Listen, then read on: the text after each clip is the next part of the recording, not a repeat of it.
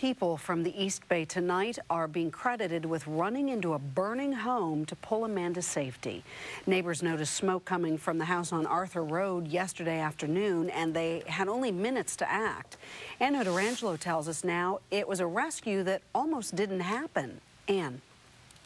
And Dana, this was a heroic team effort. Everyone played their part perfectly. And in the end, it was 2 grown men and a teenager who saved a man's life.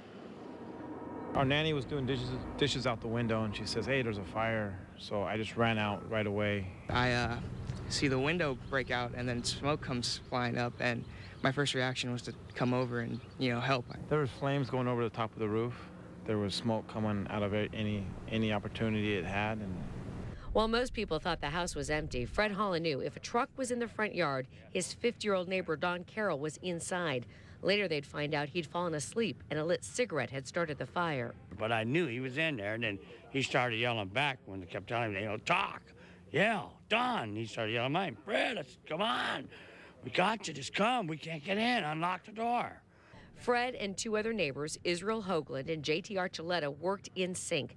They needed to get through the windows to open the door. I was like, well, there's rocks right here. Might as well, bash it in with that and jump through. Getting through the window was easy compared to the blinding smoke. I went inside, and I got all dizzy and stuff, and I said, forget it, I had to bail out.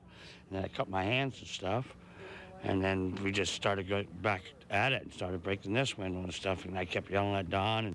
When they took us inside the home today, it looked much different without the floor-to-ceiling smoke.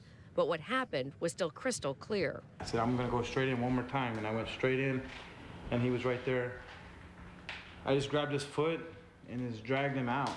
But that one last try almost didn't happen. They'd already been in and out of the house 5 times, and Israel, who has 3 children, thought, "I can't sacrifice myself." And I was getting puking, and it was the smoke was crazy, but I just wanted one more time. He needed one more time. But 16-year-old JT kept the momentum going. I think he's the big deal. He really is, because I was ready to quit. JT says the training he received in the U.S. Naval Sea Cadet Corps kicked in.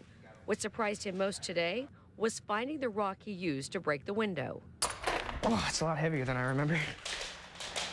But yeah, when I picked it up, it felt like it was like paper.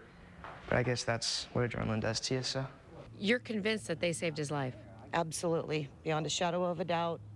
No doubt in my mind, his life was saved by the loving and caring goodness of the people that live here. I'm just one of the lucky neighbors. A lot of people would have done it.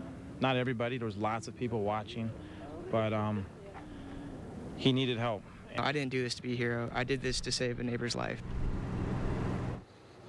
Don Carroll's wife says that he is in stable condition. He's being treated for smoke inhalation at UC Davis's burn center.